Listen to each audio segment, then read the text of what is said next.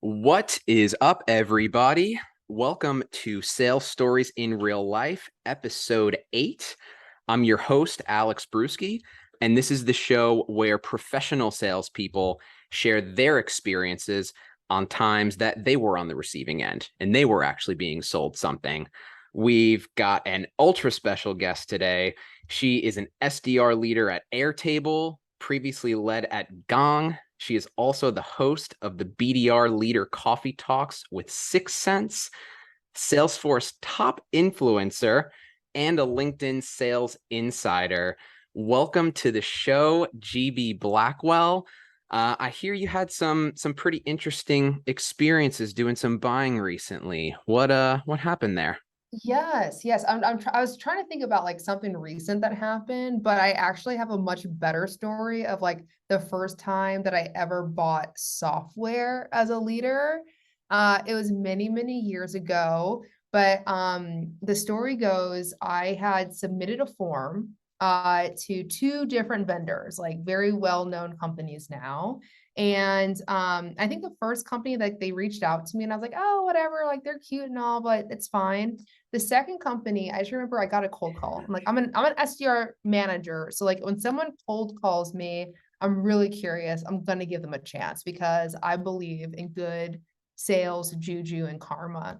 But I just remember number one, they called me when it was a federal holiday and they're like, hey, like I see you submitted a form and like you rest assured you're in the best place possible. You could be the best absolute place. You did such a good job selecting us. We're the best platform out there. You're not going to get anything better. Like, I just can't wait until you see it. Like, he's so hyped about his stuff. And I just remember, like, 'cause I think I was like actually like, in the bathroom straight chilling. And I was just like, what the heck is going on here? So he's like, all right, let's get a meeting set up. You're going to be so hyped to see our stuff. And then I just remember going, all right, so I'm going to book this meeting with you.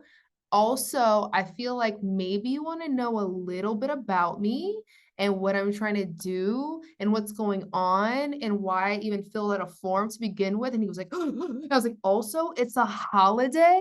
So I was like, this is like, it was just one of those, I feel like horror story cold calls. And then even when they called, they're like, how's the weather out there? I'm like, what twilight zone am I in? But I like that to me was a time, and actually, my bad, I didn't even buy from them. So I did not get sold on them because I had such a terrible experience because I felt like they were more absorbed with their own technology, but I did end up buying from them years later. So I was in a very similar situation. I was starting at a new company. Like, they didn't have any SDR, BDR team. Like, we didn't have any of the tools that we needed. And again, I filled out the forms, and the one that I had purchased beforehand, they took like 3 days to respond. And I was like, I'm sorry, is my business not good enough for y'all? But the other company, the one that I had a pretty like not great experience with, like, they were incredibly receptive. Like, they gave me like the red carpet treatment. They're like, gave me everything I needed, had an ROI breakdown, did everything for me, made me look like a freaking all-star, didn't question me because I was a manager. They were just like, we know you're a mobilizer and we just want to make it really easy for you to do exactly what you need to do. And then on top of that, after I purchased the technology, they're like, by the way, like, we have these tickets to this conference. We know you love to learn. Like, we're a sponsor. Why don't you come out and come through? We'd love to extend a ticket or ticket to you. So I just feel like I had like one experience where like I just totally felt like nobody actually cared about me. They were more absorbed with themselves. And then I had another experience where they were like, you are the freaking star, and we want the whole world to know that. And I was like, wow, you really have the keys to my heart now, and my CMO's budget too. So that's my like in real life sales story. First off, I had to try so hard not to audibly laugh out loud that whole time and interrupt you. So fantastic storytelling. Oh my Thank gosh, where you. to begin? So I love this because you had the bad experience with that company and then ended up going back to that company later. Yes. So the desire for the technology was always there. That Yes. seems unwavering. But when Yes. someone reaches out to you and they're like, this is the best thing you're ever going to have, right? This is the hottest shit since sliced bread. And immediately, right, you're starting to get resistant, right? You're almost like not believing them. And it sounds like you already had some sort of an idea of what that technology could do, and you didn't even need all of that hyping up. So when you're a buyer, right, and someone's overhyping their solution to you, like what exactly is going through your mind then? Ooh, that's a great one. Here's in terms of hyping up their solution, I just like this is something I teach my reps on quite a bit as well, is no one cares about our product, they care about their problems. At the end of the day, like we all work for a bunch of widget ink companies. Like let's just keep it real. The what's going like and I think retail brands, like they know this, consumer brands, they know this is what they're super focused on is trying to figure out how do we deliver a really great customer and consumer experience? Because at the end of the day, like all these like retail companies, they all have commodities. And so if we start to think in that way of like how do individuals act, how do they buy? It's more a lot of times it has to do with like, all right, what can get me to where I need to go? Like there might be some budgetary concerns that are there too. And then lastly, like what just feels good? And so when I thought about like, all right, I can have the best technology in the world, but I hated every single second of it, I optimize for comfort and like enjoyability. Like that's kind of like that's what I strive for. So when I think about like, wow, I if I'm a new manager, like first time manager, or if I'm a new manager at a new company or a new new company, I'm not about to invite a bunch of assholes in to be representatives of me. Like I'm going to choose the people that I trust, and the people that I trust are ones who take the time to get to know me and my problems. Right. So it's like if your product can't if your product can't get to know me, your salespeople can though. Well, you hit on it earlier as well, is that the person didn't reach out to you and see anything of what they were providing was even a fit, right? You could be promoting this fantastic new feature that you rolled out, but little if that person would have just asked one singular question, maybe it wouldn't have mattered at all, right? Maybe Hmm. you already had all the education that you needed from that point. So the Hmm. second time around, it sounded like a much different experience. Obviously, a different Yes. person. They gave you the red carpet treatment. What I'm really intrigued about is all that legwork that they did for you, Yeah. because they knew that you were going to have to go and sell this internally. So they Mhm. didn't just say, hey, GB, here's your problem. Now go and sell it internally. Good luck. They Yeah. they kind of gave you the keys there. So like what was that like, right? What are those internal meetings like when you have all Yeah. those nice detailed reports and everything ready to go? Like how did that go over with your CMO? Yeah, I would say this, like one of the things that I've heard from some of the like enterprise sellers at the company I work for now is they will talk about like, above the line buy or above the line folks, there's below the line folks. And I would say that more often than not, when sellers are approaching organizations and they're seeing someone who's manager or below, they might not take them as seriously. Now, what I learned from one of the AEs that I work with now, she goes, the time that she'll make an exception is like if the person who might not seem to have a lot of power, influence, or access to budget, like if they're highly motivated, that is when she was like, all right, this is my person because they're highly motivated and they will make moves. Now, like that was me. I was like, listen, I'm trying to do a really great job. I know what I have some familiarity about what our tech stack should look like as well. I'm coming into an organization that might not be the most like tech forward company. And so from my end, they're really trusting me to make really great decisions. And any kind of help that I can have to go to show like just numbers, like because I'm gonna have to give my CMO something that he goes and takes to the CFO. So I'm like, all right, how does a CFO make decisions? An Excel spreadsheet? Can you do an Excel spreadsheet but make it fancy, like, and that's what they provided. So I'm like, what information I'd ask sellers, I'm like, I I'm gonna get this thing in here. Now, like I know I need to show this information. What do you need from me to give me that information?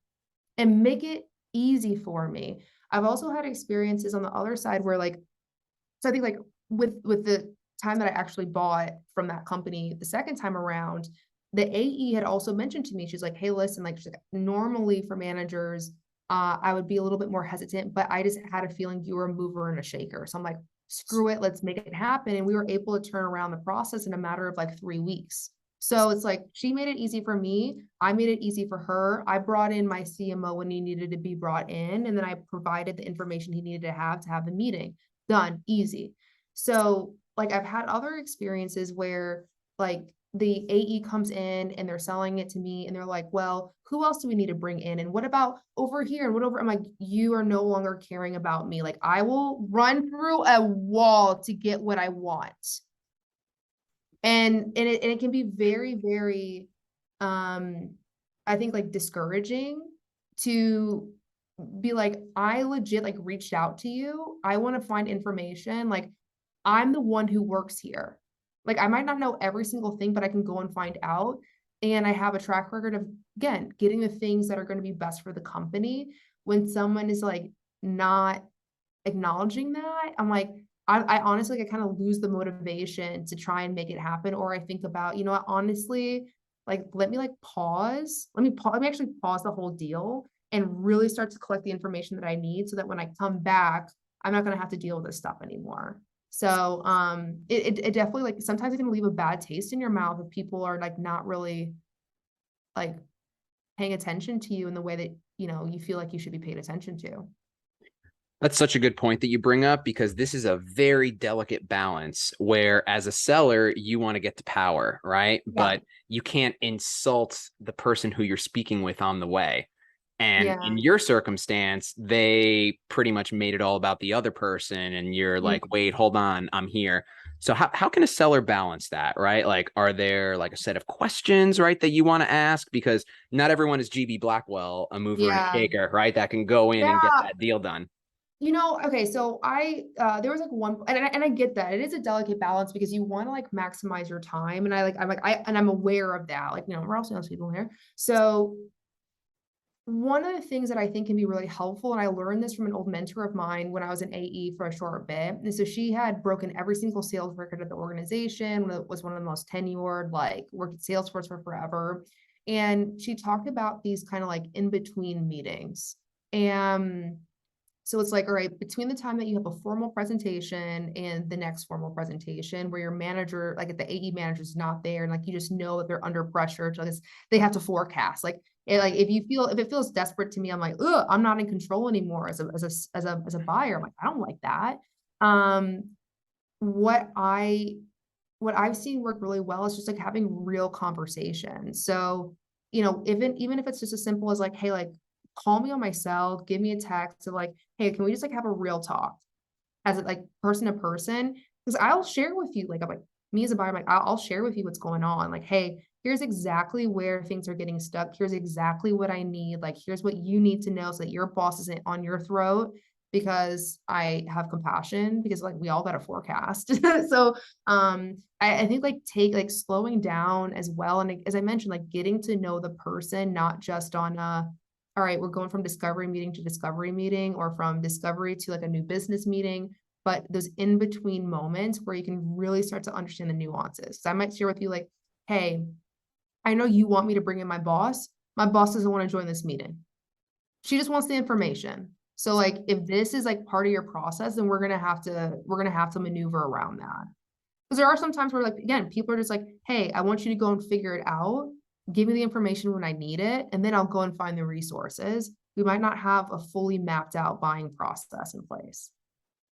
And everybody buys differently. Everybody may have a buying Yeah. process. Everybody may not have a buying process. Sometimes it changes, you know, those kinds of things. So I'm like also like, all right, you're selling me. I'm like, I'm selling internally too. And so, and especially in these kind of high growth startups, and organizations, uh, it's like sometimes it's really easy. Just go talk to, I'm like, all right, I'm just gonna go talk to our CRO. I was like, all right, I'm even talking to people over in EMEA, and they can't even get past procurement, you know? So okay, like I was like, all right, like I was like, hey, look, I want to like help you out and have this super linear process and things like that. But I'm like, I'm also kind of like finding out what's happening like as we're going, and there's not a set structure of like, here's exactly what you do. So I think if I'm treated as if I'm like, oh, like the reason you don't know is because you're a manager, I'm like, no, like it's literally just how we operate. All amazing points. And you have to consider that even though your organization was like that, obviously every organization is going to be different on top of that. So ultimately, you just have to peel back the layers of the onion, right? And find out like what's the actual truth, like what's going on. Yeah, yeah, definitely, definitely. So I think it's again, it's a oh, make the exception. It's like for the extremely motivated. And I'm sure there's ways to like, you go and look, you can tell when people are motivated. You go and pull up their LinkedIn profile and you see all the projects that they accomplished, right? So like these are the people who want to tout their accomplishments, they want to tout their impact and those kinds of things. And so like if you have like it shows they are motivated and ambitious and like they have big aspirations. Right. So these, I think with like these kinds of folks, it's a lot more about like, hey, I know you're going to make stuff happen. How do I help you? Versus, hey, like, here's what you need. Like, here's what you need to do. Like, it's helpful to get like, insights. Like, hey, by the way, like at this point in time, most of the folks who are purchasing, like, they need to provide this, this, and that. Like, maybe you should go and talk to those folks just to make sure we have some stuff there. Like, all right, providing a coach in that way. But if it's like, hey, I'm trying to fit you into my box and my sales process for my forecasting, or like, hey, I want you to fit you into this box of like everybody freaking loves our stuff. I'm like, it's a little bit of a turn off. 100%. And I'm really curious on your perspective on this one, especially because you're leading SDRs. So if you want to make it more about leading SDRs versus this particular story, feel free to. But for a Yeah. B2B seller that's watching right now, what Ooh. what can they take away from all this, right? What can they take into their daily sales role and get better? So I think I'll make it for like SDRs or just like kind of initial prospecting piece of things. Because there's one is I'd always say just like, be curious. And by being curious, it's like understanding their situation first and foremost. Like I think when thinking about cold prospecting, the methodology that I feel like applies the most is the spin method. Of just like understanding, like, hey, like what are you doing? Like before we ever get into any kind of this is what you should do, we should understand their situation. Like we should understand like any kinds of problems that are there or be able to ask questions to surface those up for the people that we're talking to. Then we can get into kind of like implications and any kind of like needs potentially. What that's something that I think would benefit a lot more SDRs and BDRs. And I would say even especially for even if you're an outbound team and you have like no leads coming in from marketing, okay, fine. I'd say what I see is a huge opportunity to improve is also looking at marketing leads that are coming in from content. So not necessarily somebody who's a demo request or a hand raiser. It's like these are not necessarily people who are saying, hey, I want to talk to sales right away. And if you approach them in that way, you're like, what the hell? What's going on here? I was just reading an ebook. I just wanted an infographic. So, taking the time to get curious, like leading with relevance, like, hey, like here's what I'm seeing is going on, and that's why I'm reaching out to you. Just little tiny stuff like that that shows people that you've done the work to try and get to know them before you reached out. And then secondly, like you're doing the work to try and get to know them once you're in conversations. A lot of people like talking about themselves. Use that to your benefit. Well, here's the thing about be curious too, because be curious is kind of vague, but like be curious inherently means that it's about them, right? Yeah. Like you're curious about their situation, you're curious about their problem. So fantastic piece to leave it off on. GB, this has been fantastic. The most hilarious episode by far. I've been like trying to like Yeah. keep the laughing to a minimum here so we don't screw up the audio. And then Before there's me who's like, oh my God, how do I make him laugh? Yeah, like a total like, let me try and get him. The less you laugh, like success. the more I'm like, yeah. This has been awesome. Before we jump, why don't you plug something with the audience? I know that you are very busy, have a lot up your sleeve, and it sounds like Yes. even potentially something hitting the airwaves soon. Oh, I'm so excited. Yeah, so one, like follow me on LinkedIn, Gabrielle GB Blackwell. I got some stuff for SDR managers, for people who like resources to the SDR manager survival guide, got some stuff on formulas and whatnot too. The thing that I'm really, really excited about that's coming up, we haven't launched it just yet, but my mentee, Jamie Reyna, and we're going to be launching a podcast. We're going to have a newsletter. We're going to do all the things because the world needs another podcast. But what's different about this one is I think there's a lot of content out there for that's like very tactical, very specific to certain workflows and processes. But what I haven't really seen is content that looks like the conversations that happen behind closed doors or at the end of the day. Like, how do you deal with being let go? Like, what happens when you get on a PIP? Like, we're in sales, it's a lifestyle. And so, like, how do we just support ourselves in that lifestyle? So sometimes I think we just need a conversation about anything but sales. And that's the podcast, anything but sales. Very necessary conversations to be had, and the world does need another podcast. We just need it to be from GB Blackwell. That's going to be a whole lot of fun. I can't wait to listen. I hope you all get tune in and listen as well. This has been so fun, GB. It is a wrap. We will see you all next week. All right, thank you.